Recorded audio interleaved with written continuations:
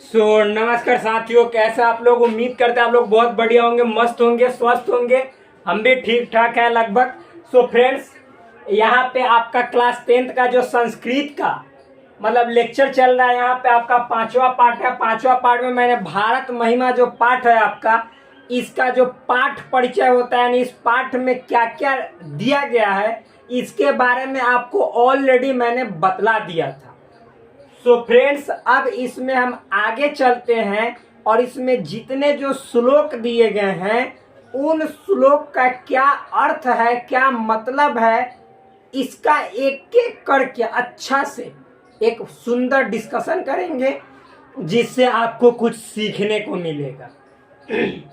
Friends, यदि आप channel पे नए हो तो प्लीज चैनल को सब्सक्राइब कर दो, वीडियो अच्छा लगे तो लाइक कर दो और अपने दोस्तों के बीच शेयर जरूर करना यदि समझ में आए तब। देखिए फ्रेंड्स, आप अपना संस्कृत का पाठ्य पुस्तक लेकर बिहार बोर्ड के स्पेशली जो 2024 में एग्जाम देने जा रहे हैं, स्पेशली बैठ जाइए और 5वां पाठ निकालिए। उसका पहला श्लोक देखिए यहाँ पे क्या है। फ्रेंड्स, हम पढ़ते हैं, ऐसा नहीं कि नहीं पढ़ेंगे, नहीं, सबको पढ़ेंगे जितना श्लोक है। देखिए पहला श्लोक है, गायंती देवा किल गीतकानी धन्यास्तु ते भारत भूमि भागे। गायंती देवा किल गीतकानी धन्यास्तु ते भारत भूमि भागे। सवर्गा पवर्गा अस्पद मार्ग भूते भवंती भूया पुरुषा सूरत्वात्। फिर से एक बार पढ़ देते हैं ताकि आप लोग को आसान हो जाए। गायंती देवा किल गीतकानी धन्यास्तु ते भारत भूमि भागे। सवर्गा पवर्गा अस्पद मार्ग भूते भवंती भूय पुरुषा सूरत्वात्। ऐसे पढ़ा जाता है। फिर से तेजी में हम पढ़ते हैं। गायंती देवा किल गीतकानी धन्यास्तु ते भारत भूमि भागे।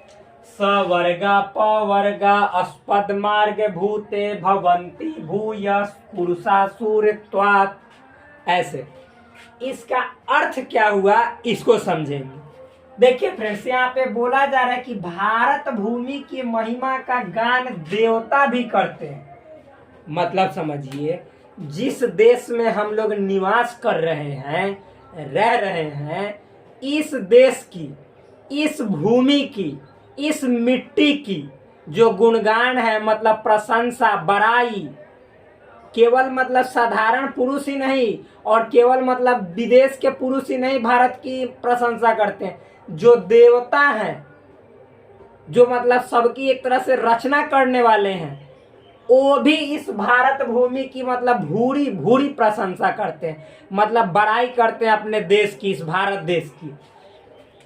वे लोग धन्य हैं जिनका जन्म इस देश में होता है। इसमें कहा जा रहा है। एक बात और, ये फ्रेंड्स, ये जो श्लोक है ये विष्णु पुराण से लिया गया है। किससे? विष्णु पुराण से। ये आपको पूछ देगा भारत महिमा पाठ से जो पहला श्लोक है, गायंती देवा किल गीतकानी, और यहाँ पे दे देगा पुरुषा सूरत्वात्, को कहेगा यह मतलब किस पुराण से या किस मतलब निम्नलिखित में से किससे उद्धृत है या लिया गया है। तो ये विष्णु पुराण से लिया गया। ये ऑब्जेक्टिव में पूछता है, ये सब हम डाउट क्लियर करेंगे। देखिए, तो मैंने इसका अर्थ बताया आपको कि भारत भूमि की महिमा का जो गुणगान है वो देवता लोग भी करते हैं। वे कहते हैं कि वे लोग, इसमें बतलाया गया है कि वे कहते हैं कि वे लोग धन्य हैं। धन्य कहने का मतलब बहुत अच्छे हैं, जिनका जन्म भारत देश में हुआ है। देखिए, यह भूमि स्वर्ग तथा मोक्ष प्रदान करने योग्य साधन स्वरूप है, इसलिए यहाँ जन्म लेने वाले को देवतुल्य कहा गया है।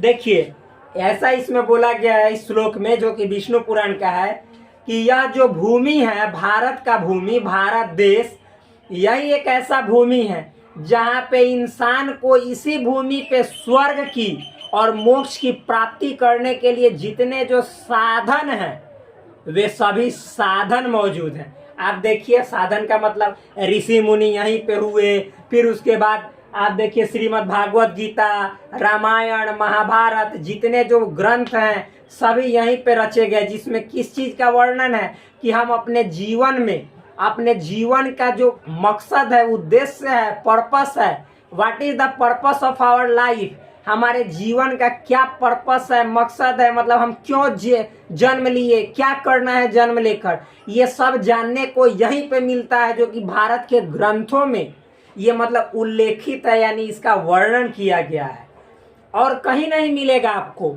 याद रखिएगा मेरे दोस्त, गीता में, श्रीमद् भागवत गीता में जीवन का एक एक दुख, उसका निवारण कैसे किया जाता है, इन सभी प्रश्नों का पूरी अच्छे तरीका से, फुल डिटेल्स में एक्सप्लेनेशन यानी विस्तार से वर्णन किया गया है। तो ये सब इसी भूमि पर, भारत भूमि पर पॉसिबल है, मतलब संभव है। सो देखिए, इसके हम विस्तृत व्याख्या को देखें तो क्या कहता है सो समझेंगे। यहाँ पे कह रहा है कि जो प्रस्तुत श्लोक है, मतलब ये गायंती देवा किल गीतकानी धन्यास्तु ते भारत भूमि भागे स्वर्गा पवर्गा अस्पद मार्ग भूते भवंती भूय पुरुषा सूरत्वात्। ये जो श्लोक है, ये श्लोक आपका विष्णु पुराण से लिया गया है, यानी संकलित है, तथा भारत महिमा पाठ से यहाँ पे, मतलब जो वर्तमान यहाँ पे हम लोग देख रहे हैं, ये भारत महिमा पाठ से उद्धृत है, मतलब यहाँ पे लिया गया है।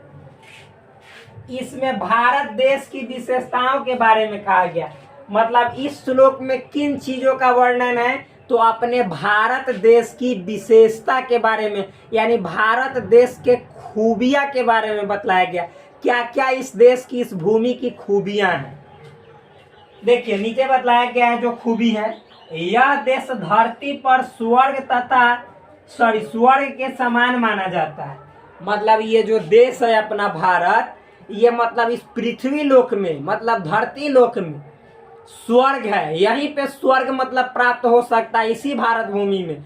अदरवाइज दूसरे जगह स्वर्ग की कल्पना भी नहीं है भाई, आप विश्वास नहीं कीजिएगा, आप भारत से बाहर निकल के जाइएगा, कोई मतलब इस जीवन के अंतिम लक्ष्य, यानी what is the main goal, main purpose, the ultimate truth of this life, मतलब इस जीवन का अंतिम सत्य क्या है, कोई नहीं इसके बारे में मंथन करता है या विचार करता है या चिंतन करता है या सोचता है, कोई नहीं। इसलिए वे लोग बार बार मतलब अपने जीवन को कष्ट में डालते हैं, मतलब एक जीव से दूसरे जीव में जन्म लेते रहते हैं और उसका दुख का, उस मतलब जीव जैसे उस जन्म के, पिछले जन्म के दुखों का भोग करते हैं, समझे।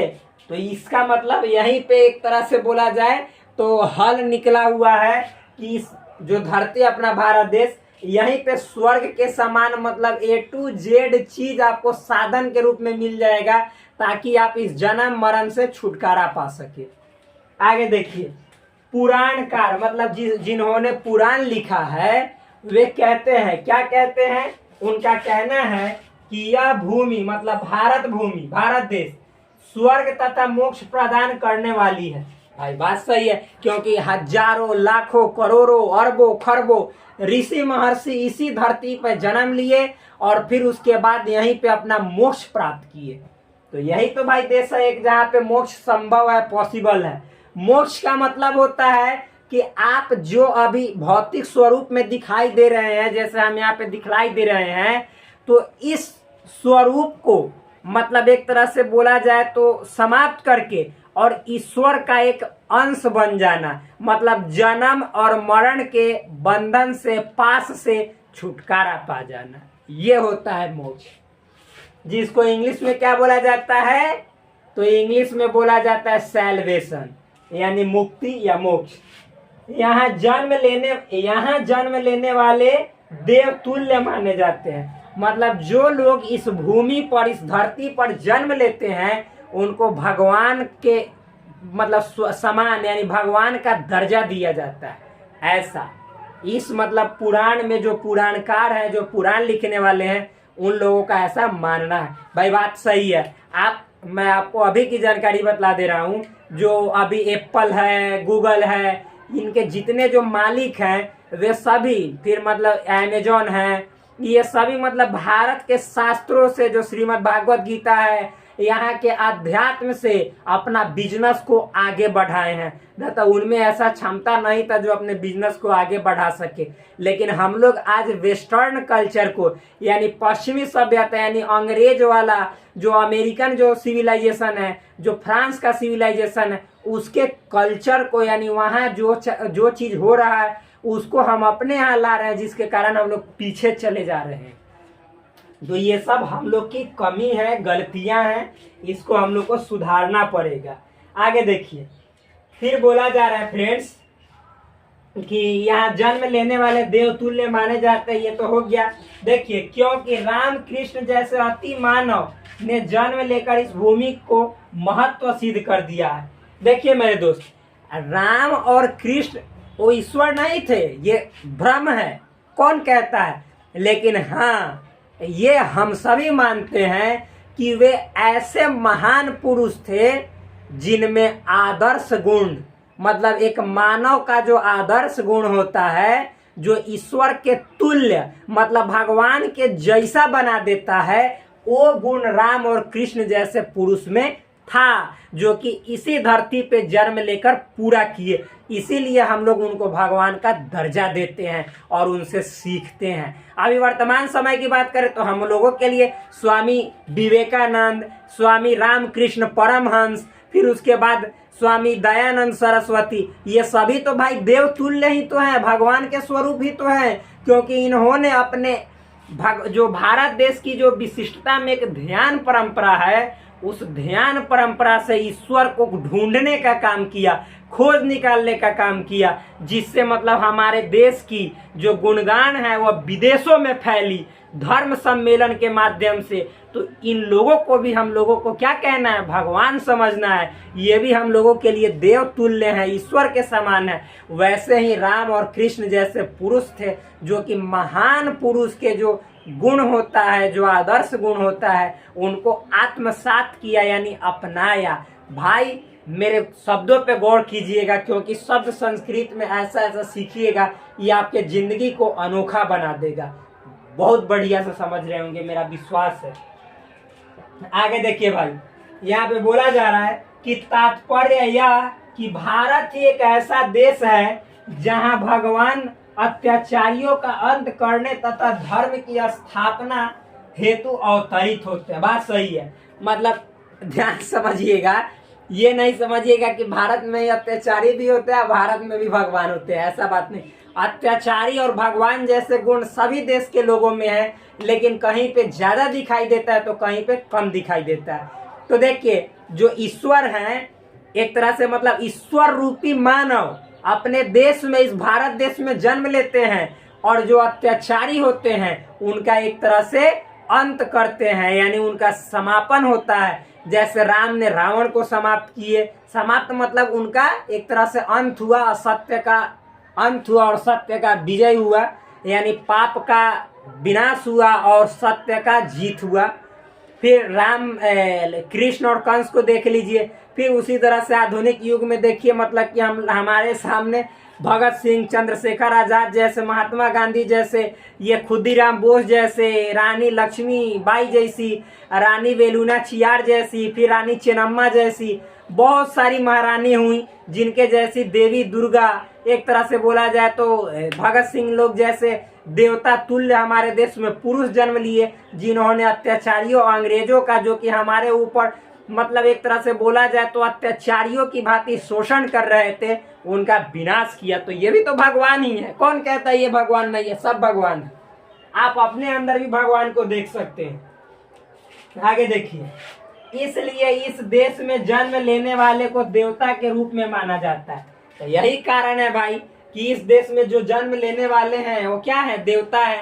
और देवता के रूप में जन्म नहीं लेते हैं, मानव के रूप में जन्म लेते हैं, लेकिन देवता के गुणों को अपने अंदर उतारते हैं, आत्मसात करते हैं इस धरती पर, तब देवतुल्य जाकर बनते हैं। ये नहीं कि देवता जन्म ही लेते हैं, ऐसा बात नहीं है। देवता बनने में श्री रामचंद्र को भी 14 वर्ष वनवास रहना पड़ा था, और अपने जीवन में अधिकांश समय समझिए तो प्रजा जन के बीच बिताना पड़ा था, तभी वो देवता तुल्य कहलाए, अदरवाइज देवता तुल्य नहीं कहलाते। खुदीराम बोस को, भगत सिंह को भी अपने परिवार से जुदा होकर एक तरह से समझा जाए तो दूर रह के त्याग करके अपने फैमिली से और देश की सेवा में लगना पड़ा, तभी वो देवतुल्य हुए, ऐसे नहीं हुए। तो त्याग करेगा, जो त्याग करेगा वही राज करेगा, ये तो बात फिक्स है भाई। तो देखिए, जो लोग मतलब कि यहाँ पे अत्याचारियों का वध करने के लिए आते हैं, अंत करने के लिए आते हैं, वही धर्म की स्थापना करते हैं, यानी सच्चाई की झंडा गाड़ते हैं, जीत कराते हैं, जीत दिलाते हैं। आगे, यह भूमि ऋषि मुनियों की यज्ञ स्थली, देशभक्तों की कार्य स्थली तथा श्रद्धालुओं की धर्म स्थली है। बात सही है भाई। देखिए, ये जो अपना भारत देश है, भूमि है, ये ऋषि मुनियों की यज्ञ स्थली है, क्योंकि जितने को जो यज्ञ यहाँ पे कराए गए वो मतलब प्रजा के लिए, जो जन है, जो जीव है, जीवों के कल्याण के लिए ही होता था। तो ऋषि मुनियों की यह क्या है, धरती यज्ञ की स्थली है। मतलब यज्ञ जहाँ पे यज्ञ कराया जाता है, उस देश को, उस जगह को यज्ञ स्थली कहा जाता है। देशभक्तों की कार्य स्थली है, जो कि मैंने ऑलरेडी बताया कि खुदीराम बोस जैसे, भगत सिंह जैसे, फिर उसके बाद मतलब कि बहुत ऐसे, मतलब बहुत बोस थे, सुभाष चंद्र बोस थे, ये सभी लोग जैसे, फिर मतलब जितने जो साइंटिस्ट उस समय थे, जितने जो पत्रकार थे, जितनी जो महिलाएं थी, जितने जो किसान थे, जितने जो जनजातीय समूह के लोग थे, सबको का योगदान रहा, तब जाकर हम लोगों का देश आजाद हुआ। तो ये मतलब जो देशभक्त हैं, उनकी कार्य स्थली है। उन्होंने यहाँ पे अपने कार्य को, जो कि धर्म के फील्ड में, धर्म के पक्ष में था, उसको अंजाम दिए और देश को आगे बढ़ाए, आजाद दिलाने में, स्वतंत्रता दिलाने में, आजादी दिलाने में मदद किए। श्रद्धालुओं की क्या है, यह धर्म स्थली है। मतलब कि यहाँ पे देखते हैं दूर दूर से लोग एक जगह से दूसरे जगह ईश्वर के दर्शन के लिए, मतलब किस काम से जाते हैं, तो अपने शांति के लिए, अपने परिवार के शांति के लिए, अपने समाज के शांति के लिए। तो शांति जब होगा तब ना विकास होगा। यानी यहाँ के एक एक लोग अपने विकास के साथ साथ लोगों का भी, दूसरे लोगों का भी विकास सोचता है। तभी तो यहाँ पे कहा गया है कि वसुधैव कुटुम्बकम, यानी पूरा संसार ही, पूरा दुनिया ही हम लोगों के अपने जैसे हैं। यानी जैसे हमारा भाई होता है, जैसे हमारी बहनें होती हैं, जैसे हमारे पिताजी होते हैं, जैसे हमारे चाचा होते हैं, जैसे हमारे दादा दादी, माता, फुआ, फूफा, मामा, मामी, अपने रिश्तेदार के समान है। यानी कोई दूसरे नहीं है, इस संसार के लोग सब हम लोग भाई भाई हैं। आगे देखिए, ये सोच, ऐसा चिंतन, ऐसा विचार, यही भूमि है जहाँ पे हम और आप रह रहे हैं, जहाँ की मिट्टी से उपजा हुआ अन्न को ग्रहण कर रहे हैं और अपने मन का इसी, मतलब एक तरह से समझे तो ध्येय के साथ आगे बढ़ा रहे हैं। वरना आज तो खाद वाला हम लोग भोजन खा रहे हैं, तो खादे वाला बुद्धि होगा। लेकिन हम लोग को ऐसा अच्छा, मतलब बुद्धि विकसित करना है भाई, क्योंकि पढ़ना है तो अच्छा बुद्धि तो भी विकसित करना है। अतएव इसीलिए कहा गया है, हमें मन, वचन तथा कर्म से देश की आन। ये भाई नीचे वाला नहीं दिखलाई दे रहा होगा, एक और बात बतला देते हैं, थोड़ा सा मोबाइल को नीचे करना होगा भाई, 1 सेकंड रुक जाइएगा।